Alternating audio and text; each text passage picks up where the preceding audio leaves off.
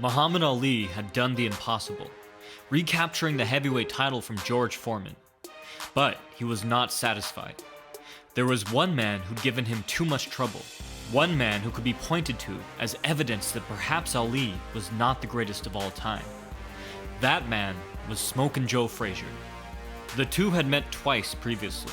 Their first encounter, the fight of the century, had already become ingrained in American psyche as one of the greatest matches in history. The insane action had been fueled in part by the intense personal dislike the two champions felt for each other. Ali had so enraged Joe that in his locker room before the fight, Frazier had prayed to God to help him kill Ali. When the fight first began, Ali had seemed capable of handling Frazier easily, proving himself the first opponent with the talent to read Frazier's erratic rhythm, the reflexes to spot small openings, and the speed to take advantage of them. But then, Frazier had begun to penetrate Ali's defenses, his erratic bobs and weaves getting past Ali's renowned rapid-fire lead hand. Frazier was soon thumping shots into his rival's body, doubling him over and enticing him to lower his guard. The result was a back-and-forth battle for the ages. But the way Frazier leaped into his lead hook let him rapidly cover an incredible amount of distance, and it was Ali who had tasted the canvas, cementing Frazier's triumph and destroying any and all doubt about who was the real heavyweight champion of the world.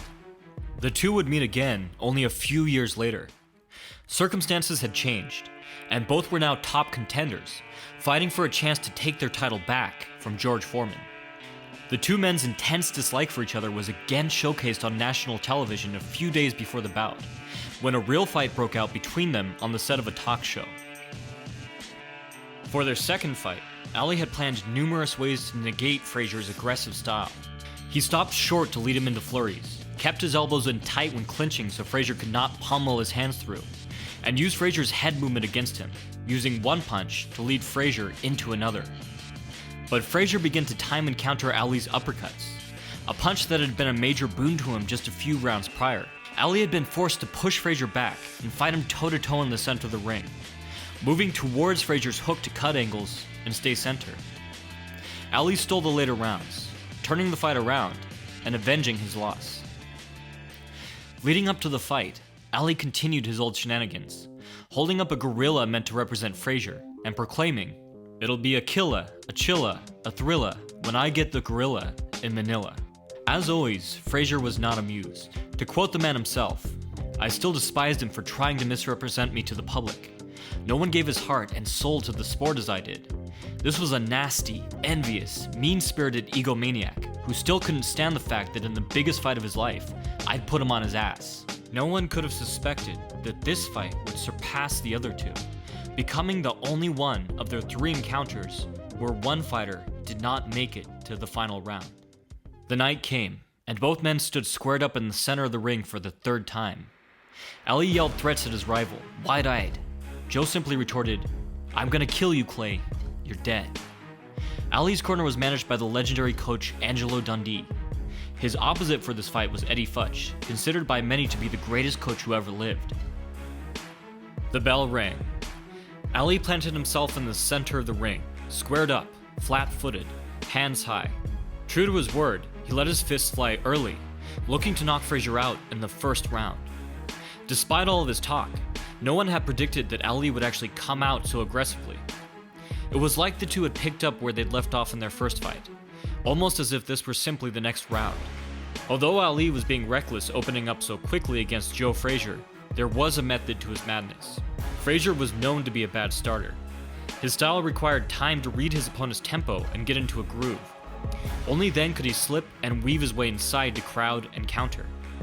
Ali looked to take advantage of Frazier before he had time to figure him out, so he set a furious pace and threw his hardest shots from the opening bell.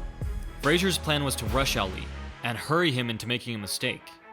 He bobbed down low and presented himself as an easy target, looking to draw and counter, his hands fluidly switching from high guard to cross guard. Futch's plan for Frazier was to have him once again counter Ali's unorthodox, open uppercuts. He waded into Ali's punches, crouching low before exploding into his blows. But unfortunately for Frazier, Ali was not throwing uppercuts, a punch known for being the most defensive strike in a boxer's toolkit. Ali was all offense. Eventually, Frazier tempted fate one too many times. It was not an uppercut, but a tight hook that slammed into Frazier as he charged in, stunning him. When Ali saw his unshakable, unstoppable rival wobbled in the first round, he went ballistic, unloading everything he had. But Frazier was made of tougher stuff, and got into Ali's rhythm just in time, weaving in between his attacks and pressing forward to put Ali on his back foot. Frazier walked to his corner having lost the first round, but with far better chances of winning the fight for having gotten past it. The second quickly arrived. Only a few seconds in, something happened that would drastically change the course of the fight. Ali grabbed the back of Frazier's neck, looking to reserve his energy early so he could later explode into action. But the referee, who had received a talking from Frazier's coach about this exact scenario, pulled Ali's hand away. When Ali tried the tactic again a moment later, the referee once more warned Ali, astonishing him by putting his own hand over Ali's neck to make sure he got the point. Ali was quickly forced to change tactics. He now looked to slow Frazier's pursuit by employing an extended guard. Holding his lead hand in front of Frazier's eyes, Ali tracked his head movement, steering him off course and blocking his vision. If Ali could not smother Frazier's attacks at close range, then it was best to not let him get close at all. Ali, a master boxer, expertly led Frazier into his punches. He used slower, off-rhythm feints to entice Frazier into slipping into vulnerable positions, and then upped the cadence of his next punches to exploit the new opening. But despite that, Frazier only upped the pace. Undeterred, as always, Frazier managed to close the distance. Ali's extended guard left his stomach and ribs wide open, and this was a major vulnerability against Joe Frazier. Unable to clinch when Frazier did get through his defenses, Ali was forced to simply cover up, taking the brunt of Frazier's lethal hooks on his guard, before pushing him back to the center of the ring. The bell sounded the end of the round. Annoyed at Frazier's relentless aggression even after having taken several high-impact blows, Ali yelled, "You dumb chump you," as Frazier walked away. Frazier waved him off dismissively. Ali, still believing an early knockout to be a certainty, blew kisses to the crowd in between rounds. At the start of the third, he made the few punches Frazier had landed in the second appear to be pure luck. He now paired his tight guard with his extended lead hand, mixing in his offbeat jab to set up harder shots. But Frazier, who Angelo Dundee referred to as an Energizer Bunny in boxing trunks, shrugged off Ali's punches as if they were nothing and marched forward, closer and closer. Ali was catching Frazier with the same tight hooks that had rocked him in the first, but Frazier didn't seem to notice he was getting hit. Ali's feints were still setting up several solid shots, but Frazier was now just simply taking them and returning one of his own. It was becoming more and more dangerous for Ali as Frazier got into his groove. All out of room, Ali shelled up in the corner. He invited Frazier to unload on his guard, pushed him away, and then, just as he had against George Foreman, called him back. According to the referee, Ali was reciting derogatory poetry for Frazier as he wailed on him, as if he were trying to win a boxing match and a rap battle all at the same time. Ali's hope was that he could incite Frazier into throwing wide, unfocused, sloppy punches that he could then deflect, smother, and throw off course, just as he had done with George Foreman. But as Frazier put it, was no dope he was gonna rope this time. Sit on the ropes and he was gonna pay. I hit the chump whenever and wherever, the way Rocky Marciano used to do to guys. Arms, ribs, whatever was exposed, I beat on it. While it may have looked as though Ali was simply brushing aside Frazier's blows to the spectators in the crowd, each punch Ali absorbed required pinpoint accuracy and timing to deflect the impact and keep his guard intact. Frazier knew that Ali was bluffing and would be incapable of such a feat in just a few short rounds. After a minute on the ropes, Ali suddenly opened up, throwing a flurry of 6 punches in under a second. Frazier blocked or weaved around each one of them, then countered Ali's next attempt. Ali tried again, this time missing 5 in a row, but now it was Ali's chance to show his resilience, throwing a 4th blinding fast flurry. Again Ali missed, and again Frazier countered. Now Ali threw for a 5th time. Joe returned fire, but Ali rode the hook back, sidestepped off angle, and finally caught Frazier with 2 thudding rear hands. Frazier charged forward, looking to pay Ali back, and then some. But unlike Frazier, Ali could fight just as well moving backwards as forwards. He rebounded off his back foot, catching Frazier with a chopping right and landing flush with the long lead hook. Not to be outdone, Frazier gave chase, catching Ali with the best punch he'd landed so far. Ali tried to play it off, wobbling his legs dramatically, but the reality was, he'd been shook. It was only the third round. The Thrilla in Manila was beginning to surpass the two epic fights that came before it. Now, going into the fourth, each man had already been badly shook by the other. With any other pair of fighters, this may have made them more cautious, more calculating. The round began with the same fire and fury as the last had ended. Frazier crowded Ali, weaved under his attacks, and landed a solid shot of his own. But Ali gave it less thought than a mosquito, continuing to throw and ducking underneath Frazier's return fire to escape the ropes. He knocked Frazier off balance as he pivoted away, and then caught him from the side with a sneaky, jarring right. The punch seemed to set the tone of the round, which proved overwhelmingly favorable for Ali. He led with crosses, pounding them into Frazier's skull. He ducked outside of Frazier's hooks, and controlled distance with both hands, using one to lead Frazier's head into the other. But Frazier's coach was not concerned. He figured that Frazier's frenzied pace was rushing Ali, not allowing him time to set himself and get the full weight of his body into his punches. Only time would tell if he were right. Frazier, meanwhile, started to pick away at any opening he could find. He received a warning from the referee on a low blow, but continued to target Ali's hips, destroying his mobility. Frazier had done the same during their first encounter, and Ali had been in pain each time he took a step for a week afterwards. But despite Frazier's best attempts, the fourth had clearly belonged to Ali. The fifth would not be so kind to the champion. Within the first minute of the fifth, it became apparent that cracks had started to appear in Ali's defense. Frazier was becoming better and better at getting around Ali's long lead hand, which he referred to derisively as his feather duster. He discovered he could knock Ali's arm aside and come up underneath, exploiting his exposed ribs. Now he began to dismantle Ali's high guard as well, jabbing high to provoke Ali to raise his hands, and then sinking in a deep shot that tore into his ribs. Inch by inch, Frazier moved in closer with each exchange. As Frazier himself put it, "I began to rev the engine. In taking on Clay, you have to crowd him and accelerate the tempo, not let him work at the pace he wants. Hurry him, and he'll begin to huff and puff." It became a battle of survival. Now that's my kind of fight. Frazier soon had Ali pressed up against the ropes, his arms weary, his legs tired. He no longer had the strength to shell up and hold firm as he had done in the second. He tried to fight from a crossguard, his body turned away, shielding himself from the brunt of Frazier's attacks. The great irony, which Ali probably would not have appreciated at the time, was that years ago the legendary Archie Moore had tried to teach Ali how to use the crossguard, so that he didn't always have to rely on his speed and mobility.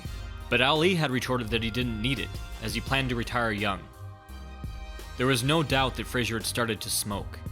He dodged almost every punch Ali threw, pushed him back into the corner when he tried to escape, and pummeled his hands through to break Ali's guard and set up short, jarring punches. Frazier at last had the chance to follow through on Fletch's strategy. He leapt out of his crouch to avoid Ali's uppercut, slamming a tremendous hook into the champion's jaw. All said and done, Ali was trapped against the ropes for nearly 2 minutes. If the fifth could be called challenging for Ali, the sixth was nothing but a complete disaster. Frazier was now timing the tight lead hooks that Ali had used to rock him in the first. A leaping gazelle punch whipped Ali's head back near the start of the round, and another connected not soon after. He chased Ali from corner to corner, short body shots tenderizing his ribs and hips. But while Ali may not have had the best guard, his head movement was still otherworldly. A well-timed turn of his head was often all that saved him from fight-ending punches. Although it was bad, Ali wasn't out of the fight yet. Halfway through the round, he caught Frazier with another tight lead hook that sent his mouthpiece flying across the ring. The announcers mistakenly thought the mouthpiece had been Ali's, and Frazier, all too happy to go along with the story, later bragged about knocking Ali's mouthpiece across the ring in his autobiography. But all said and done, he may as well have. As Ali walked back to his corner, all thoughts of an easy fight and early knockout had vanished from his mind. Now, it was about survival. In the corner, Dundee berated Ali, telling him, "We blew those rounds. You don't rest on the ropes against Joe Frazier." Ali knew he was right. He was in this for the long haul, and if he wanted to win, he needed to even up the rounds. He decided it was time to pay Frazier back. Ali danced and kept dancing, skipping, cross-stepping, and pivoting across the ring, his legendary jab whipping out like a snake. It pestered Frazier, targeting either eye, lashing out from 3 different directions, occasionally accompanied by a sort of rear hand jab, as Ali skewed his hips to work different angles. Most importantly, it set up Ali's stronger punches. But Ali could not dance forever. For all the punches Frazier had taken, punches that had knocked out far bigger, stronger men, he was somehow coming faster than ever. Ali was forced to rest on the ropes more and more often the last minute of the round. Unable to clinch, he took a multitude of tremendous blows. As he walked back to the corner, he knew that he did not have enough left to dance the next time the bell called him out to fight. For the last round, Ali had flown across the ring, but now Frazier had clipped the butterfly's wings. But if Ali could no longer float like a butterfly, he could still sting like a bee. In the 8th, unable to dance, unable to clinch, Ali instead stood his ground and went toe-to-toe with Smokin Joe Frazier. The result was one of the most brutal rounds in the history of combat sports.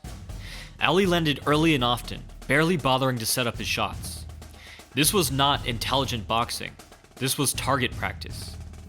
Frazier was taking 2 or 3 shots to land one big one, a strategy that had served him well before. But these were not the light, stinging shots that Frazier had become accustomed to taking from Ali. Ali set himself low, rounded his center, and loaded his punches with the full force of his body.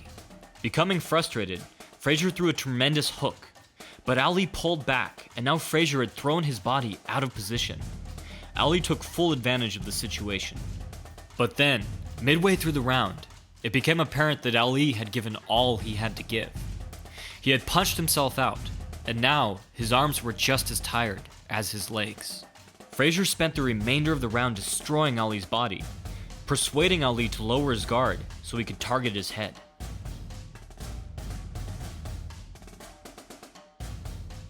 At one point, he pounded a thudding shovel hook into Ali's stomach, then knocked his hips back into the ring post, drawing gasps from the crowd. Ali was happy to leave the 8th behind him. It was unclear to many how either man had remained standing. In the corner, Ali's ring doctor was wondering the same thing. Ali thought he was dying, he would later recall. He was at the ends of exhaustion. He was having trouble staying awake between rounds. This time, Ali would not be so quick to recover. He spent the majority of the next 2 rounds in sluggish retreat, most of his punches sailing harmlessly over Frazier's head. Although he landed well occasionally, Ali mostly spent his time dancing from corner to corner before languishing on the ropes, throwing little, clinching when he had the chance, and covering up the best he could. A small respite for Ali was that Frazier had now started to let his emotions get the best of him, and was wasting shots hunting Ali's head while he still had an upright posture. Had Frazier stuck to Futch's plan and battered his arms, the champion may have lost his ability to punch as well as dance. Still, while it could have been worse for Ali, the situation was far from ideal. By the end of the 10th, Frazier had evened up the fight. Ali decided it was time to test his legs. He came out dancing. Frazier quickly caught his prey, driving a hard hook into Ali's chest and shoving him into the ropes. But Ali turned Frazier, and now it was Joe against the ropes. For the first time in the fight, Frazier stopped moving forward. He stood there, bobbing and weaving to stay safe. Frazier broke the stalemate with a leaping left hand, but his pursuit now came in increments. Frazier would later explain, "For me, this night was a tiring one, given how damn hot it was in the arena. 110 degrees, they said. When I'd suck in air, it was like walking into an oven." Frazier swatted a lazy right hand at Ali near the corner, and Ali repaid him with a left hook off a tight cross, jerking Frazier's head around. The punch seemed to finally wake Frazier. Frazier upped the pace, and now it was Ali who dramatically slowed, taking a shearing uppercut as he tried to clinch, and then 3 solid blows to the body just a few seconds later. Ali stayed in the corner for a full minute, Frazier beating on him with either hand, doubling up on hooks to the body and head. It seemed that Ali's rally had been short-lived, the last gasp of a dying man. But according to Ali, his time on the ropes in the 11th was painful, but necessary. He would later explain his behavior in the round. A man who rides a horse and starts off too fast is going to have his horse tired before the race is over. You gotta know when to speed up, when to coast, and when to rest. While Ali was able to pull away from many headshots, he was allowing his body to be used as a punching bag. It was a completely reckless strategy, but it paid off. With under a minute left, Ali, his strength returned, grabbed onto Frazier and pulled him to the center of the ring. Startled, Frazier tried to grab onto the ropes, but the ref helped to rip his hand away. The two men now stood in the center and threw, Ali paying back the beating he'd received on the ropes tenfold. It was now Frazier who ended the round with his back against the ropes. Dundee, watching from the corner, noticed how easy it had been for Ali to move Frazier around. He wondered just how much strength he had left. To make matters worse for Frazier, his eyes were beginning to swell from all the punishment he'd taken throughout the fight. In the 12th, he looked to pay Ali back. Gritting his teeth against 3 hard blows, he managed to press the champion up against the ropes and unload on him almost immediately. But Frazier had finally slowed enough for Ali to get in his rhythm, landing 8 out of 9 blazing fast punches before deflecting Frazier's return fire. Frazier had kept up a breakneck pace for the last 12 rounds. He was like a marathon runner, maintaining a steady pace for miles, but gradually weakening. Ali was more like a sprinter, taking long breaks between activity and then unleashing all the power he had saved up in short, powerful bursts. There were upsides and downsides to both strategies. Ali was under constant pressure and taking consistent punishment. But, unlike Frazier, he was able to store up strength and pick his spots. And so, Frazier had softened enough by the 12th for Ali to push him away, if only momentarily. He only had a moment before Frazier reclosed the distance and filled the gap. But a moment was enough. While Ali's long arms did not allow for much power at close range, his punches still tore into Frazier's face, exacerbating the swelling in his already damaged eyes. Ali danced away near the end of the round, trying to make Frazier believe that he was still fresh. But the truth was, while it was Frazier who had appeared to slow, it was Ali who was beyond exhaustion. In his corner, Frazier informed Futch that his eyes had gotten worse.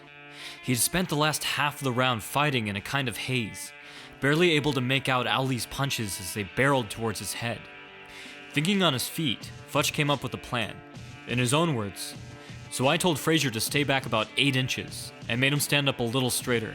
Futch figured that from further back, Frazier would at least have time to see the punches coming. Across the ring, Ali's head drooped forward, the champion now tired in a way he had never experienced before. He felt as though any second he may vomit or pass out. But Dundee had sensed an opportunity and screamed at Ali, "Look at him! He ain't got no power left. Go get him." Ali had sensed it too. He dug deep and came into the 13th, looking for a knockout. The two met in the middle of the ring, Ali pestering his rival's eyes with stinging jabs, and breaking his own rhythm to lead Frazier into hard crosses. Far from helping him, Frazier's new altered posture left him more open. Midway through the round, Ali slammed a thunderous rear hook into Frazier's jaw, once again sending his mouthpiece flying across the ring, this time out into the audience. Sensing the time had finally come, Ali threw everything he had left at Frazier, landing hard right after hard right, giving all he had to put down the man who had once knocked him to the canvas and denied him his victory in the biggest fight of his life. Never had Ali inflicted so much sustained damage to his rival, and Frazier nearly lost his legs from under him more than once. "I fought him best I could," Frazier would later relate. "I could barely see. I was fighting on instinct, bobbing and weaving. Clay was timing me." But Frazier refused to fall. To quote Ali, "For the 3rd time, Joe Frazier surprised me with his stamina, his relentlessness, and the gunpowder in his blows. I opened his lip and closed his eyes, but he still kept coming, forcing me onto the ropes, making me deliver power when I didn't even know if it was still there." Although he had nearly been knocked out twice in the round, Frazier was still able to throw bombs. Somehow still standing, still fighting, Frazier punctuated the round with a thunderous left hook at the bell. In Frazier's corner, Coach Eddie Futch had a difficult decision to make. Frazier could barely see and had taken a dangerous amount of damage. On the other hand, Frazier had still gotten tremendous punches through near the end of the round. Futch, one of the most perceptive coaches in combat sports, suspected that Ali was close to done. More than anything, he knew how much defeating Ali meant to Joe. He decided to give Frazier one last round to get the job done. In fact, he was right. Ali, already past his known limits in the 13th, was in uncharted territory. Even he did not know how much he had left to give. But in the 14th, he gave it all. The bell called both out to face each other for the last time. The two circled, dead tired, the look of a wounded animal in the eyes of both. 3 fights, 41 rounds, 2 championships, and 5 years had brought them here. They had tested each other in every way possible, only to find that even now, their skill, physicality, and willpower were nearly even. Their bodies failing, their will driving them on, the fight balanced on a razor's edge. But then, just as it seemed as if both men had spent everything they had, somehow, Ali came to life. He threw one last furious assault, throwing punches as if he'd just come out for the first.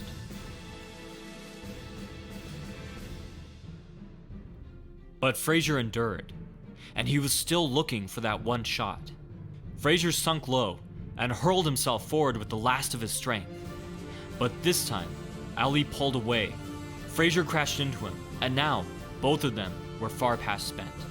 Frazier walked forward, his legs giving way, hands drooping below his waist. Ali stumbled in between punches, pausing and taking big, gasping breaths before firing off his hardest shots, over and over, a look of complete disbelief on his face. To quote Ali, when someone asked a marathon runner what goes through their mind in the last mile or two, he said that you ask yourself, why am I doing this? You get so tired. It takes so much out of you mentally. It makes you go a little insane. I was thinking that at the end. Why am I doing this? What am I doing in here against this beast of a man? It's so painful. I must be crazy. Frazier marched forward on sheer willpower, taking everything that Ali threw his way. And then, it was over. The round ended, and Smokin Joe Frazier was still standing. Through all the rounds and all the fights, Ali had never once put him down. Barely able to see, the referee guided Frazier back to his corner. As Ali sat down, he had a terrifying realization. He was not sure how much longer he could go on. Of course, he didn't know about Futch's decision. All he knew was that Frazier had taken him to his absolute limit, to a place that he'd never been before, a place he would later call the closest thing to death. In Frazier's corner, Coach Eddie Futch, who'd been witness to fighters die in the ring before, had seen enough. "I'm going to stop it," Futch told Frazier. "You're taking too much punishment." Joe protested. "No, don't. I want him, boss." Blind, battered, beaten, Frazier was in no condition to fight. "It's all over, son," Futch told him. "No one will ever forget what you did here today." And so the greatest fight in boxing history came to a close.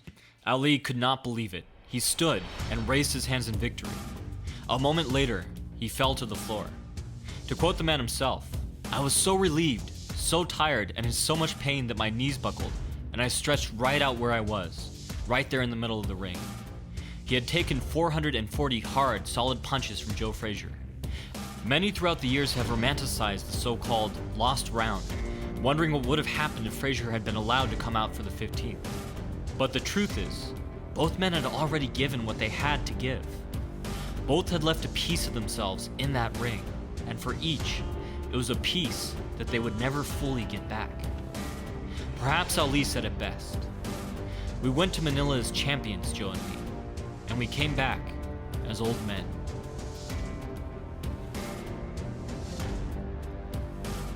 Thanks for watching. I've left a list of sources used for all 3 fights in the comments below, along with links to my books on footwork and power. From the Modern Martial Artist, this has been David Christian, wishing you happy training.